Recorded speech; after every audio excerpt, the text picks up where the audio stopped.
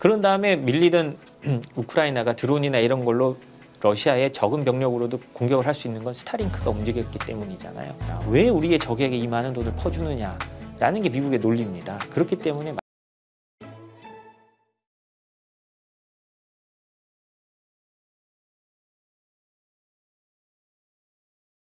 자, 이번에 그 TV 화면에서 공개적으로 젤렌스키 대통령 망신을 당했죠. 대통령과 미국의 대통령과 부통령 앞에서 울컥해가지고 한마디 했다가 아주 그냥 바가지를 썼는데 참 그걸 보면서 짠하더라고요. 우리도 비슷한 상황이기라 그렇긴 한데 어쨌든 그 이후에 기다렸다는 듯이 우크라이나에 대한 군사 지원을 중단을 했습니다. 이 정치적인 계산이 있겠죠, 트럼프 대통령에게는? 어떤 효과가 있을까요? 트럼프 대통령은 누가 옳다 그러다 문제가 아닙니다. 트럼프 대통령은 취임사에서도 말했듯이 자기가 승리한 전쟁뿐만 아니라 전쟁을 멈추고 전쟁에 개입하지 않는 걸로 평가받겠다라고 한 대통령이거든요. 그러니까 이 사람은 러시아가 이겼어, 뭐 우크라이나가 이겼어 이렇게 중요한 게 아니라 이 전쟁은 무조건 멈추고 더 이상 미국인의 세금이 거기 들어가지 않아야 되는 게 지상 목표인 사람입니다. 거기서 보면 트럼프 대통령이 왜 그렇게 말을 했고 지금 하는 행동이 이해가 가는 거죠. 사실 우크라이나 입장에서 보면 여기서 전쟁을 트럼프 말대로 그만두면 물론 거기서 쓰러져가는 그 영혼들이나 저 젊은 전사들은 얼마나 안타깝습니까? 그렇지만 어느 하나도 해결되지 않고 그만두게 되는 겁니다. 러시아는 다시 침공할 수 있고 또 경제도 어떻게 될지 모르고 모든 불확실성 속에 나라가 떨어지는 거잖아요. 그렇기 때문에 우크라이나는 그만두더라도 이런 식으로 그만두면 어려운 겁니다. 그렇죠. 그렇지만 어느 것도 해결하지 않는 이 상황을 트럼프는 원하는 겁니다. 그냥 우리 세금 들어가면 안 돼. 라고 멈춰야 돼. 전쟁 그만 멈춰야 돼. 이렇게 사람들이 많이 죽어서는 안 돼. 라고 하는 겁니다. 그리고 트럼프 지지층이 그걸 원하고요. 왜냐하면 미국은 너무 오랫동안 많은 사람들이 죽었고 전쟁을 미국인들이 싫어하는 게 그 지지층들의 기본 마음이니까요. 어쨌건 이전에는 그 러시아라는 경쟁국을 우크라이나라는 그 나라를 통한 제3자를 통한 러시아의 힘을 약화시키는 미국의 전략 아니냐라는 평가도 있었잖아요. 그러니까 즉 이 전쟁이 미국과는 무관한 전쟁이 아니다. 미국의 경쟁자를 남의 손을 빌려서 주저앉게 만드는 하나의 그런 그 전략의 하나다. 이런 평가도 있었는데 지금 완전히 그런 얘기는 쏙 들어가고 우리가 많이 너네를 도와준 뭐 이런 평가, 막 희생 그 후원자, 지원자 이런 느낌의 이 분위기로 흘러가는 것 같아요, 미국이. 근데 이거와 관련해서도 사실 공개적으로 우크라이나를 도와주는 그 명분으로 삼았던 거잖아요, 과거에.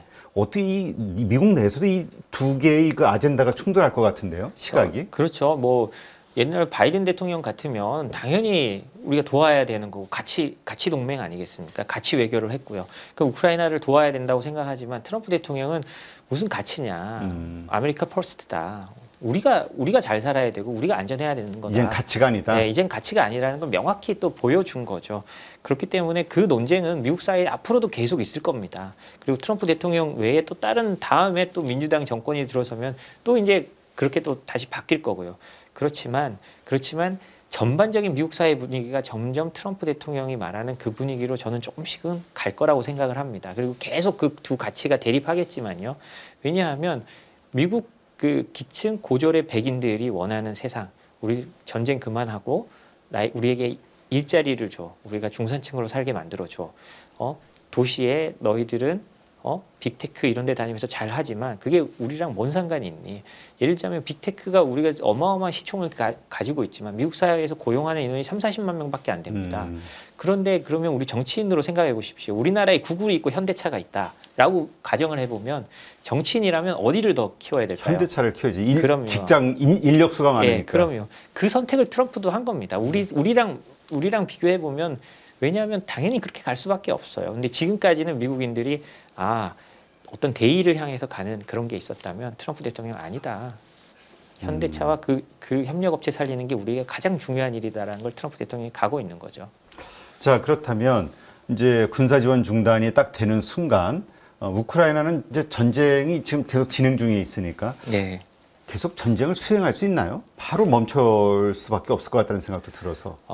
예를 들자면 뭐 지금 기사를 나오는 거 보면 우크라이나가 미국 지원 없이도 지금 쌓아놓은 거나 이런 거 하면 6개월에서 1년 더 버틸 수 있다고 합니다. 근데 그거는 그냥 포탄이나 이런 거일 경우에 말을 하는 거고요. 우크라이나 전쟁이 맨 처음 터졌을 때 첫 전투가 어디에서 일어났는지 생각하면 미국의 역할이 느껴집니다. 첫 전투는 어디서 일어났냐? 전쟁이 터지기 직전 러시아가 우크라이나를 향해서 대규모 해킹 공격을 합니다. 그때 그 해킹 공격을 누가 막아줬느냐? 미국의 마이크로소프트에서 막아줬어요. 그래서 우크라이나 정부의 전산망을 보존할 수 있었습니다. 사실 우리는 모르지만 첫 전투는 미국이 한 겁니다. 그리고 우크라이나 정부의 전산망들을 다 옮겨놓는 역할, 백업을 그 우크라이나 외부에 옮겨놓는 역할도 마이크로소프트에서 해줬습니다. 그런 다음에 밀리던 우크라이나가 드론이나 이런 걸로 러시아의 적은 병력으로도 공격을 할 수 있는 건 스타링크가 움직였기 때문이잖아요. 이것처럼 사실상 미국이 지원하지 않으면, 그리고 미국의 기업들이 지원하지 않으면 전쟁 수행하기가 상당히 어려운 부분이 있습니다. 그렇기 때문에 1년을 버틸 수 있고 어느 정도는 할 수 있겠지만 진짜로 MS나 스타링크까지 떠나버리는 그런 상황이 온다. 그러면 굉장히 어려워지는 거죠. 그렇군요. 하긴 또 얘기 들어보면 그 레이더망 뭐 하여튼 그런 여러 가지 부분에서 미국의 지원이 없으면 어렵다라는, 그러니까 단지 그냥 어떤 하드웨어적인 무기, 포탄 이런 것만이 아니라 그 시스템 자체도 중단이 될 수 있다는 생각을 해야 되는 거군요. 그럼요. 위성으로부터 시작해서 그 모든 러시아군이 어디 있는지에 대한 정보는 다 미국이 주고 있습니다. 물론 뭐 유럽에서 주고 있지만 미국만큼 더 잘할 수 있는 곳이 없잖아요. 근데 어쨌든 유럽에서도 미국만큼은 아니지만 그래도 그런 어떤 위성 시스템이라든가, 그러니까 이런 미국이 만약 그런 중단했을 때 어느 정도 그래도 대체제로서의 역할을 해줄 수는 없나요? 뭐 해주려고 하고는 있는 걸로 알고 있습니다. 그렇지만 생각해 보십시오. 우리가 쓰는 소프트웨어나 그런 걸 하는 게 우리 유럽산 뭐 쓰고 있는 게 있나요? 하나도 없습니다. 하나도 없어요. 그렇기 때문에 현실적으로는 어렵습니다. 스타링크가 자꾸 일론 머스크가 그런 식으로 협박을 하니까 유럽에서도 그럼 스타링크 대체용품을 우리가 할게라고 하지만 쉽게 대체용품을 찾기가 어려운 거죠. 그렇군요. 어쨌건 지금 뭐 유럽도 보니까 이 트럼프 대통령으로 인한 여러 가지 불확실성, 그 다음에 그 국방에 대한 압박, 이런 것들 때문에 뭐 엄청나게 예산을 늘린다고 하잖아요, 4년간. 네네. 어떻습니까? 이러한 것들이 결국 그 유럽, EU라는 보니까 지금 이 우크라이나 전쟁 관련해서도 지금 막 좀 편이 갈리는 것 같은데 분열의 시작이 되는 건 아닐까 싶은 생각도 들고요. EU는 근본적으로 약간 제 개인적인 생각으로는 EU는 모순이 있는 국가 집단 체제입니다. 왜냐, EU는 시장 경제를 위해서 뭉친 집단이거든요. 안보가 아니에요. 안보는 나토라는 게 있지만 EU는 그래서 보면 안보는 미국에 의존했고요. 에너지는 러시아에 의존하고 무역은 중국에 의존해서 서로 좋은 것만 뽑아 먹어서 우리가 잘 살겠다는 구조로 만들어진 겁니다. 그래서 이 통합 시장이 되면 서로 침략할 일도 없고 뭐 그런 일도 없을 것이다 라는 차원에서 만들어진 건데 이번에 그에 대한 그 약점이 아주 그대로 적나라하게 드러난 거죠. 그렇기 때문에 EU의 지원이 사실 뭐 우크라이나나 이런 데 지원해 줄 수 있는 게 단순히 돈의 문제가 아니에요. 돈은 뭐 미국보다 더 줬다고 하지만 실제로 전쟁에 필요한, 전투에 필요한 군사 무기 이런 건 미국이 한 절반밖에 못 줬어요. 그래요? 예. 그렇기 때문에 EU는 또 그동안 안보를 미국에 의존하고 이렇게 아까 말했듯이 러시아의 싼 에너지, 중국으로부터 무역의 흑자를 기록하면서 각국의 복지나 이게 이상적인 말을 했지만 그동안 GDP 2%라는 나토의 GDP 2%라는 목표조차도 제대로 못 맞추고 있었잖아요. 트럼프 일기 때 엄청 압박해가지고 그때 나토가 더 늘린 게 4년간 170조인가 그 군비를 더 늘렸습니다. 그거 아니었으면 우크라이나 전쟁 났을 때 포탄 하나 제대로 잘 못 갔다고 합니다. 왜냐하면 거의 무기가 텅텅 비어 있었거든요. 제대로 업그레이드도 안 돼 있었고요. 그렇기 때문에 지금도 그 우크라이나전이 났는데도 아직 2%를 잘 못 맞추고 있거든요. 그렇기 때문에 이 유럽이 말로는 우리 스스로 지킨다고 하지만 실제로 그러려면 아직 좀 먼 미래가 돼야 된다고 저는 생각을 합니다. 그렇군요. 뭐 하긴 이번에 EU에서 그 4년 동안에 1128조의 방위비를 뭐 투자하겠다 뭐 이런 계획을 공개했다 해가지고 좀 화제가 되긴 했는데 오늘 이런 금액 가지고도 불충분하다 이렇게 봐야 되는 건가요? 그동안 그 미국에 기대 가지고요. 도대체 몇 년간 국방을 소홀히 한 겁니까? 그 수십 년간 소홀히 한 거잖아요. 그래서 그 미국이 계속 러시아가 너희들의 위협이 될 거다 하는데도 이런 모든 에너지 점점 에너지를 그 러시아에 의존하다가 결국 이 파국 사태를 맞고 난 다음에야 이제 거기 끊기 시작한 거거든요. 그러니까 이 그런 거를 이제 대체하는데 상당한 오랜 시간이 걸립니다. 도대체 돈이 얼마나 들까의 문제가 아니고요. 그 나라 체계를 바꾸고 이제 그 나라 체계를 바꾸고 다시 무기고를 채우고 그다음 군인들을 훈련시키고 뭐 군인들을 더 뽑고 이런 데서 어마어마한 기간이 걸려야 되겠죠. 예. 그렇다면 그런 질문도 좀 생기네요.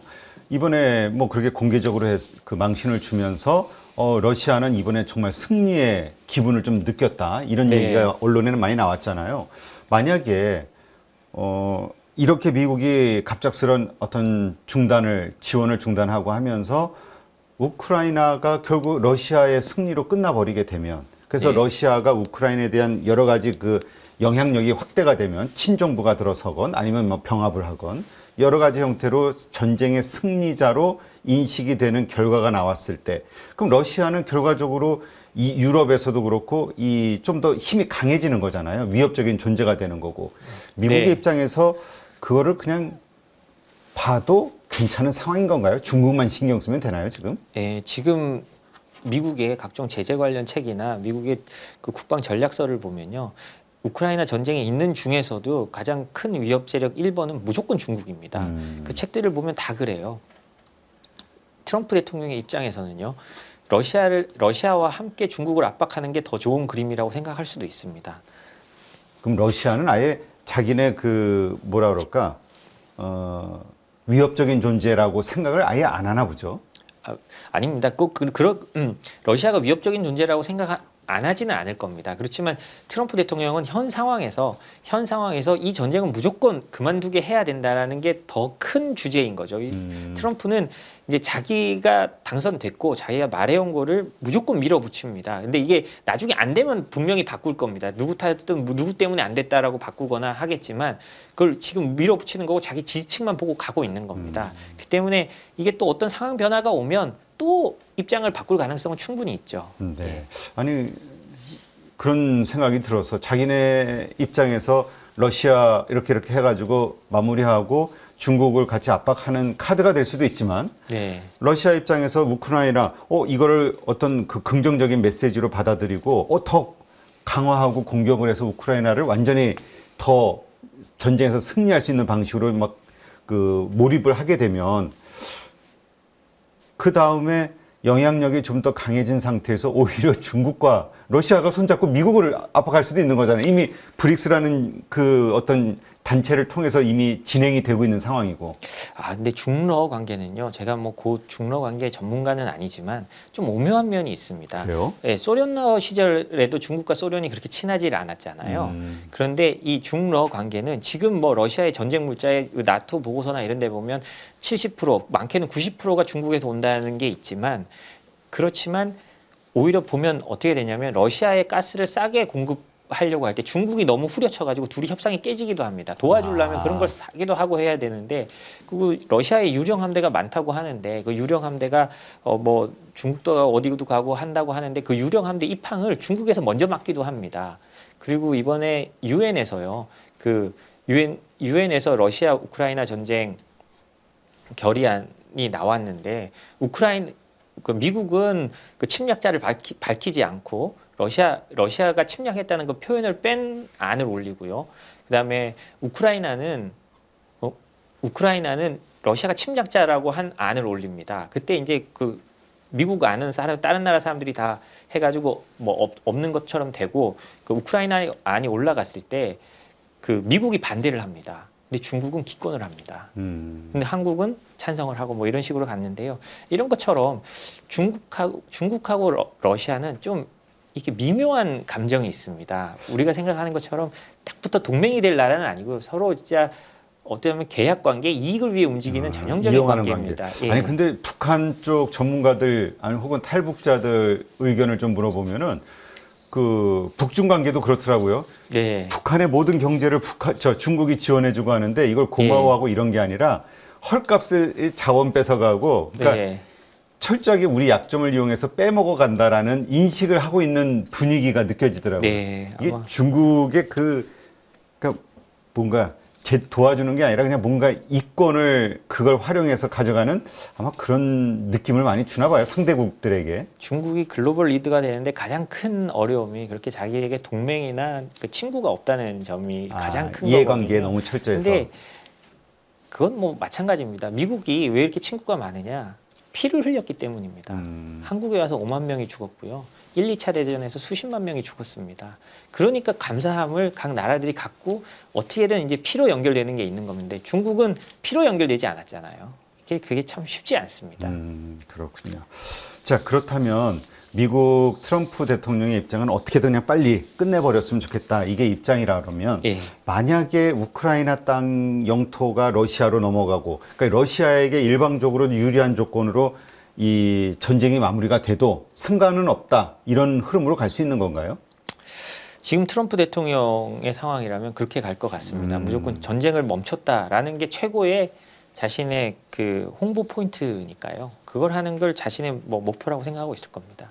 그렇다면 우크라이나는 이제 뭐 보니까 그 젤렌스키 대통령 뭐 트위터를 통해서 뭐 이렇게 저렇게 이제 다시 화해 그 메시지를 내보내고 있던데 언제든지 전쟁을 끝낼 예. 준비가 돼 있다 뭐 이런 예. 식으로 어느 정도 양보할 수 있을 거라고 보세요? 진짜 영토를 다 지금 러시아가 점령하고 있는 거 다 줄 수도 있다. 그 젤렌스키 대통령의 말을 보면 저는 좀 그 부분의 말 변화를 좀 저희가 주목할 필요가 있다고 생각하는데 과거에 작년만 해도 인터뷰에서 영토 수복을 계속 말을 했잖아요. 최근에 영토 수복이란 말 인터뷰에서 거의 안 하는 것 같습니다. 또 백악관 갔을 때도 안 하잖아요. 그럼 뭘 제일 원하느냐? 안전보장을 원합니다. 나토 가입이나 뭐 이런 안전보장 얘기를 많이 하잖아요. 그런 걸 보면 그 젤렌스키도 이제 현실을 받아들이는 거죠. 그리고 사실 우크라이나의 여론도 그렇고요. 어쩔 수가 없지 않습니까? 어쩔 수가 없으니까 여론도 그렇고 여론도 전쟁을 빨리 끝내야 된다는 여론도 높고 그러니까 지금 그런 식으로 갈 수밖에 없는데 그걸 어떻게 가장 이제 최대한 명분을 만들어주면서 서로에게 끝내냐는 게 이제 외교의 기술인데 트럼프 대통령은 그런 뭐 거기에 대해서는 별로 기술을 쓸 생각은 없는 것 같습니다. 알겠습니다. 하여튼 외부에서 다른 나라들만 그냥 이념이라든가 여러 가지 이런 역학관계를 고려해서 이런저런 생각들을 하지만 트럼프 입장에서는 그냥 무조건 끝내는 게 네. 답이다. 네, 이렇게 이해를 하면은 트럼프의 현재 그런 과격한 액션이나 말들이나 이런 것들이 이해가 되는 거군요. 예, 저는 그렇게 생각합니다. 근데 이것이 끝나고 나면 러시아와 함께 중국을 압박할 것이다. 이게 모든 많은 전문가들의 예상이고 이걸 중국도 이미 다 알고 있는 거잖아요. 네. 오히려 이런 상황이 됐을 때 빨리 뭔가 종전이 될 것 같은 분위기가 흘러나왔을 때 오히려 중국이 그러한 상황을 막기 위해서 러시아와 가까워지기 위한 액션, 제스처를 취할 가능성 없을까요? 저는 뭐 있을 수도 있다고 생각합니다. 예를 들자면 러시아도 경제 재건이 아주 지금 다급한 상황이거든요. 어느 정도 다급하냐면 이번에 이제 그 유럽에서 EU 지도자들이 모이고 EU에서 하는 말이 뭐냐면 지금 러시아의 상황이 경제적으로 뭐 GDP 성장률이 3% 넘고 해서 잘 나가는 것 같지만 이거 완전히 전시 경제에 몰빵을 한 거라서 IT보다 더 안 좋다. IT보다도 더 안 좋고 사실 이자율이 20% 넘어가고 하기 때문에 벌써 한 3년째 그 국내 인프라 수리가 거의 안 돼가고 있습니다. 철도로 통해서 지금 왜냐하면 바닷길이 거의 봉쇄되기 때문에 철도로 이제 모든 걸 해야 되는데 철도가 지금 잘 안 되거든요. 그 정도로 안 되고 있기 때문에 그 러시아 입장도 전쟁을 지속하기에는 굉장히 부담이 있습니다. 쉽지가 않습니다. 물자들도 계속 들어오는데 막히고 있고 인플레이션도 점점 올라가고 있고요. 그렇기 때문에 러시아도 멈추고 싶습니다. 러시아도 멈추고 싶을 때 만약에 이렇게 됐을 때 중국이 이제 에너지나 이런 데 대해서 뭐 미국의 제재가 좀 풀리는 것 같다. 그러면 이제 대규모로 도와주면서 뭐 서로 밀착해 갈 가능성도 있겠죠. 중국 입장에서는 러시아와 미국이 밀착하는 거를 막는 게 자기들 국익에 도움이 된다고 생각을 할 거니까요. 뭐 그런 면에서 또 러시아는 이중으로 또 이해관계에서 좀 얻어가는 거 있을 수도 있다고 생각을 합니다. 네, 그렇군요. 야, 또 어쨌건 이번에 우크라이나 그 젤렌스키 대통령의 그 인터뷰 과정에서 많은 동맹국과 그 국민들이 느꼈던 것은 이제 그 혈맹, 동맹 이런 거 낭만적인 단어에 의지하면 안 되겠구나. 네. 철저하게 이제 힘의 논리로 갈 수밖에 없겠구나. 네, 이런 맞습니다. 그 뭐라 그럴까 충격을 받았다고 뉴스에서 나오잖아요. 그러다 보니까 이제 나오는 걱정이 뭐냐면은 양안 전쟁, 예. 대만을 우리 영토로 하겠다라는 뭐 시진핑의 공개적인 언사가 여러 차례 있었고 뭐 구체적으로 26년, 뭐 27년 막 데이터까지 나와 있잖아요. 네. 이 대만 침공 이런 일이 벌어져도 미국은 말씀하신 대로 전쟁에 더 이상 참여하지 않을 거야. 이 원칙 때문에 이런 어떤 생각 때문에 방관하지 않을까에 대한 두려움이 생기거든요. 아, 그 참 예측하기 어려운데요. 그 바이든 대통령은 대만의 전쟁이 일어나면 그 자기들이 참가하겠다고 공개적으로 여러 차례 밝혔는데 트럼프 대통령은 거기에 대해서 말하지 않겠다. 그렇지만 뭐 끔찍한 일이 일어날 거다. 뭐 이런 식으로 할 듯 안 할 듯 계속 여지를 주면서 말을 하는데요. 중국 입장에서는 오판할 가능성이 없지는 않은 것 같습니다. 근데 제가 이제 정치인들 얘기를 많이 하면 정치인들의 뇌는 보통 일반인들이 합리적으로 판단하는 거랑은 다른데요. 시진핑 입장에서도 지금 나이도 많고 한데 뭐 시황제라고 불리는 권력을 누리고 있지만 자기 입장에서 보통 이 권력자들이 오래되면 마지막으로 생각하는 게 역사의 이름을 남기는 겁니다. 그렇죠. 역사의 대화를 하고 싶어 하고요. 그러면 그 시진핑 입장에서 자신이 이름을 남기는 건 뭐냐? 대만 통일일 거라고 저는 생각을 그렇죠. 합니다. 그러니까 그 사람이 어떤 오판을 하게 될지 우리는 알 수가 없습니다. 그거 나는 거는 사실 시진핑에게 달린 거지 미국이 한다 안 한다의 문제는 아닌 것 같고요. 그러니까 트럼프 대통령 임기 내에 만약 2027년까지 시진핑이 그 대만 침공 준비를 모두 마치라고 했다는 게 뭐 이번 청문회에서도 나오고 계속 나온 얘기니까요. 만약에 그렇다고 한다면 그 결정하는 거는 뭐 미국이 어쩌다 저쩌다는 게 아니라 시진핑이 자신의 영광을 위해서 어떻게 결정할까를 아마 결정할 겁니다. 푸틴이 이 전쟁을 일으키는 것도 우리 일반적인 생각에는 전쟁까지 할 필요가 뭐 있겠냐라고 생각했지만 전쟁을 일으킨 거고요. 그 푸틴이 무슨 대러시아 뭐 이런 그 칼럼 같은 것도 쓰고 하면서 약간 우리가 보기엔 망상 같은데 자신의 그 주의가 있는 거고요. 시진핑도 그런 주의가 있는 겁니다. 그 결정을 어떻게 할지는 모르겠지만 만약에 그렇게 된다면 양안 전쟁을 하게 된다면 그건 정말 제가 아까 말씀드린 미국이 저는 개인적으로 만약에 하게 된다면 미국이 안 들어갈 수는 없을 거라고 생각을 하는데요. 그렇지만 미국이 방관하더라도 어떤 일이 생기면 그때 되면 정말 우리 냉전 때 같은 공급망 분리, 완벽한 공급망 분리가 일어날 겁니다. 그 미국에서 항상 하는 말이 그겁니다. 우리가 소련이나 우리의 적에게 이렇게 많은 우리 국부를 이전한 적이 있느냐, 중국에. 그래서 중국과 우리가 갈라서야 된다는 게 지금 주의거든요.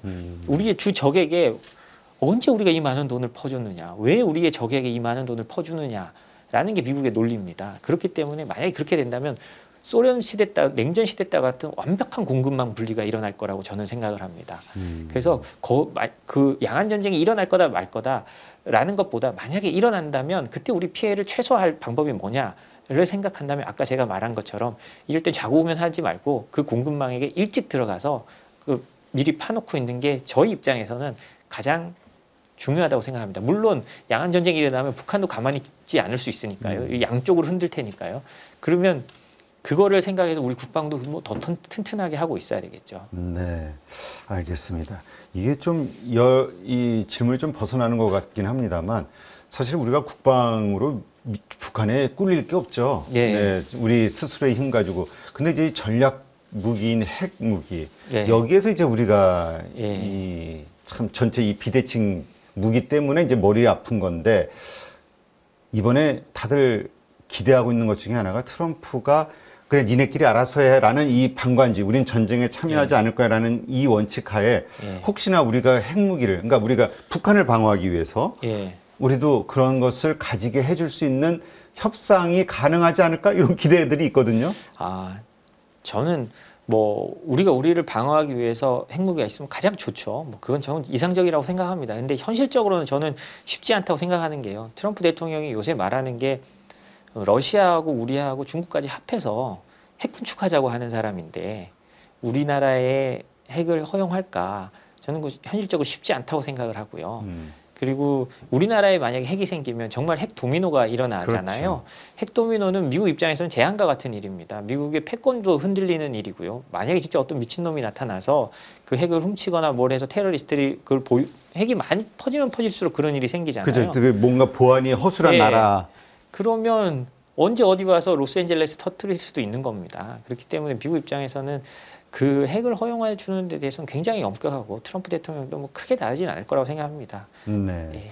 어쨌건 앞으로 중국이 과연 미국의 그 대만에 대한 입장 이것을 확인하기 위한 여러 가지 도발 시도들이 있지 않을까 싶은 예상이 드는데 예, 예. 그걸 통해서 감을 잡겠죠. 아, 예. 진짜 쳐들어가도 되겠구나. 예. 아니면 아이고 안 되겠구나. 네. 어떻게 될지 모르겠네요. 그건 저는 사실 그거는 미국의 의지도 의지지만 시진핑. 시진핑 그 뇌는 권력자들의 뇌는 정말 알기가 어렵습니다. 우리 한국 역사를 봐도 그렇고요. 뭐 그 트럼프 대통령만 해도 우리가 예측하기 힘든 게 제가 말씀드리지만 트럼프 대통령은 그냥 밥 먹으러 갈 때도 기립박수 받는 사람입니다. 그러니까 말하라고 해서 밥을 먹으러 가면 그 트럼프 대통령이 식탁 자리가 있으면 거기까지 가는데 다른 사람들이 대통령 오십니다 하면 다 일어나서 박수를 치잖아요. 그렇기 때문에 우리가 그 사람이 자기 관리를 어떻게 하고 하지만 그 자리에 오래 있으면 오래 있을수록 어떤 판단을 할지는 우리 정말 알 수가 없습니다. 그러게 모든 게 내 뜻대로 이렇게 돌아가는 그러니까 왜 그런 거 직업병 같은 거 있잖아요. 예, 이렇게 예. 막 내가 명령하는 대로 되고 세상이 내 중심으로 내 예. 생각대로 움직인다 예. 했을 때 뭐든지 가능해질 것 같은 예. 이게 마지막 독재자들의 이 머리에 있는 그러니까요. 거라고 하던데 예. 지금 글로벌 평가는 그 세계 3대 독재자로 지금 시진핑, 푸틴 그다음에 예. 이제 트럼프가 새로 들어가는 것 같은데. 예. 그러니까 우리가 참 알 수가 없습니다. 그래도 민주주의가 좋은 게 이 서로 견제할 수 있는 게 그렇죠. 생기니까요. 그래도 뭐 그런데 정말 이 푸틴이나 시진핑 주석 같은 경우는 우리가 어떤 행동을 어떻게 할지 참 그건 정말 우리가 예측하기 어렵다고 생각합니다. 네. 하여튼 뭐 미국은 그래도 야당, 그렇죠? 예. 민주당, 그다음에 예. 또 그와 관련된 워낙 많은 그 시민사회 단체, 뭐 네. 국민들 뭐 거의 5대 5잖아요, 미국은 예. 민주공화가. 예. 하여튼 뭐 그런 뭐라 그럴까 망상 같은 현실이 일어나진 않겠죠. 예. 그게 이제 우리가 미국에 대해 가지고 있는 신뢰니까 그것을 이제 우리가 중국과 러시아에는 가지지 못한 게 예. 그들의 이제 약점인 거고. 예. 네. 하여튼 앞으로 이 미중 패권 전쟁, 그다음에 이 미국의 새로운 그 퍼스트 아메리카 정책 이것이 어떤 영향을 미치게 될지 이 가운데서 우리는 어떤 위상 혹은 어떤 환경에 내몰리게 될지 앞으로 걱정도 되고 또 이 상황을 어떻게 그러니까 이용할 수 있는 발전할 기회로 이용할 수 있는 길은 없을까 고민도 되는 그런 시점이 아닌가 생각이 됩니다. 하여튼 오늘 제재전쟁 책의 저자시죠. 조희진 대표님 모시고 여러 가지 관점으로 좀 짚어봤고요. 방송 보시는 분들은 아무래도 여러 가지 국제정치학 이쪽 흐름을 여러 가지 측면에서 이해하시지 않았을까 생각이 됩니다. 오늘 좋은 인사이트 함께 해주신 조희준 대표님 고맙습니다. 예, 감사합니다.